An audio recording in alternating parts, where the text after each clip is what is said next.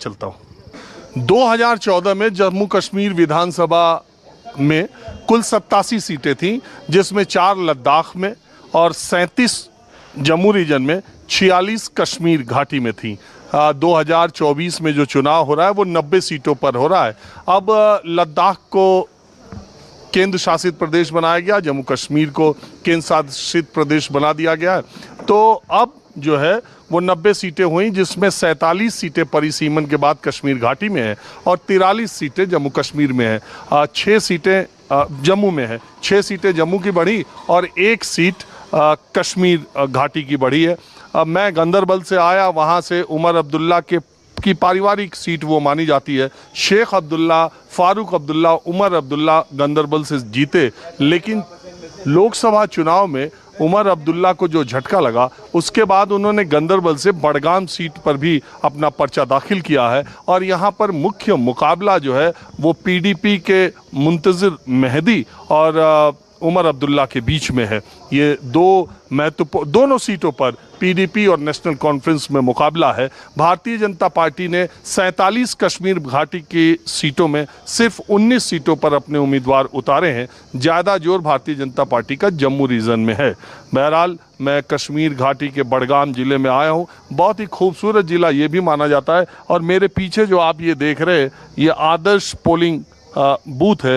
यहाँ पर आप देख ही रहे हैं, सुरक्षा के इंतज़ाम है, सजावट भी है और 4 बजे के बाद का वक्त है। मतदाताओं की छिटपुट संख्या है, लेकिन यहाँ पर शुरुआती यानी जब वोटिंग शुरू हुई तो 7 बजे के आसपास, 7:30 8 बजे के आसपास अच्छी खासी भीड़ थी और यहाँ पर अच्छी खासी वोटिंग भी हुई है। वैसे आज जितनी जगहों पर अभी तक जो जानकारी मिली है, जितनी जगहों पर वोटिंग हुई है उसमें सबसे कम श्रीनगर ज़िले में वोटिंग हुई है।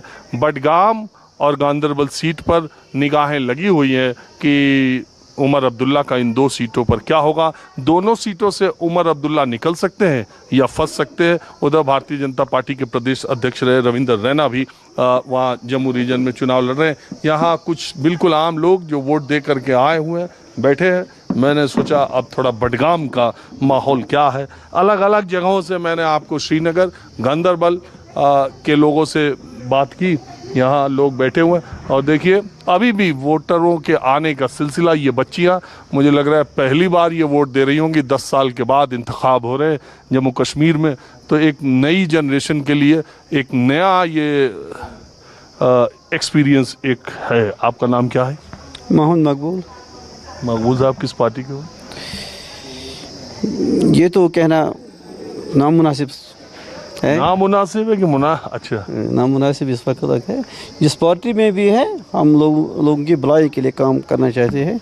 जो भी आएगा हम उसी उम्मीदवार को चुनते हैं जो हमारी खिदमत करेगा, हमारी जो ज़रूरत है वो पूरा करेगा, बेरोज़गारी जो है उसका मतलब रिज़ाला करेगा, यही हम चाहते हैं। इसलिए हम ये इलेक्शन अच्छे तरीके से करते हैं और सबों को आने की दावत देते हैं। आप ये बताइए कि ये जो इलेक्शन का इंतजामात है उसको आप किस तरह से देख रहे हैं? संतुष्ट हैं? Yes yes yes, everything is okay.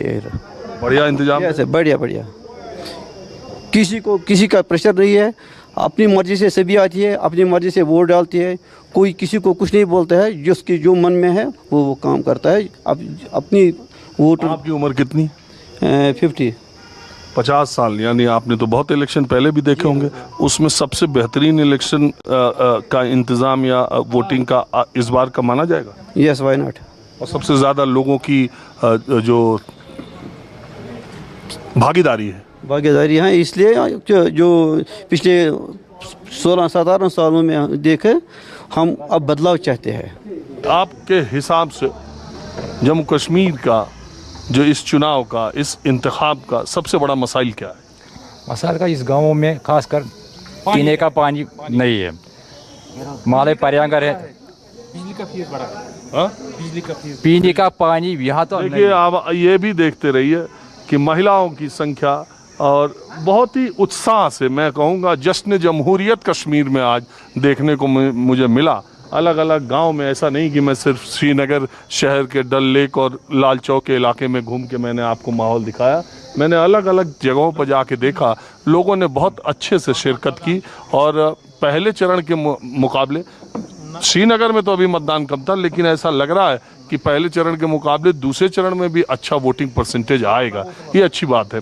तो आप गंदा पानी और ये जो बातें कह रहे हैं, मैं ये कह रहा हूँ कि एक बात जो ये मोदी जी और बीजेपी कहती है कि 70 सालों में आपने इनको देख लिया, 10 साल हमारे काम को भी देखिए, तो उसकी तुलना मोदी जी ने अच्छा हुकूमत किया, ठीक किया, पर मसाइल है ना, मसाइल तो कोई सुंदर पर यहाँ तो पानी का मसला।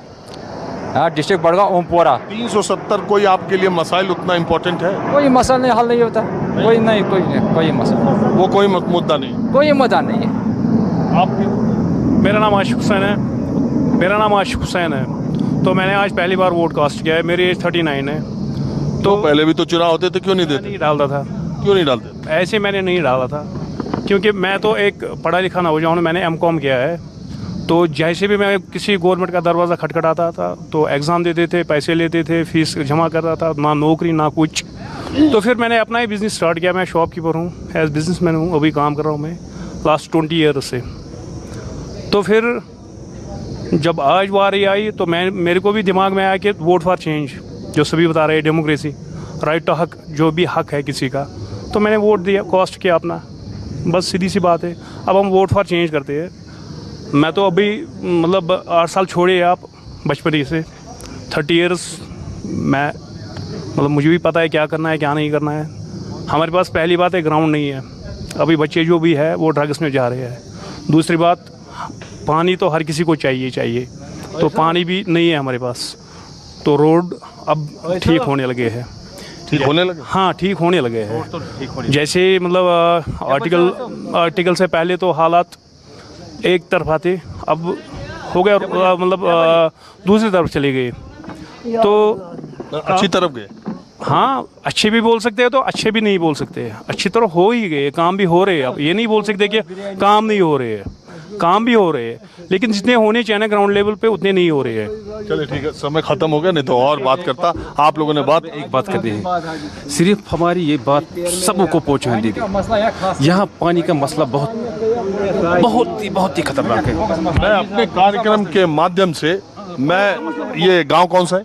ओमपुरा गांव है, बडगाम विधानसभा सीट पर जो भी सरकार बने, जो भी जिसके हाथ में भी हुकूमत आए, कम से कम इस इलाके के लोगों के पानी की समस्या का निदान जरूर करें। माहौल क्या है के माध्यम से मैं लोगों की समस्याओं को हुक्मरानों तक, मेरा समय खत्म हो गया और माहौल क्या है में बस इतना ही। अगले एपिसोड में फिर किसी दूसरे इलाके से, बिल्कुल आम लोगों से, उनकी बातें, उनकी समस्याएं और माहौल क्या है लेकर हाजिर हूँगा। कैमरामैन उमेश सिंह के साथ राजीव रंजन, न्यूज़ 20।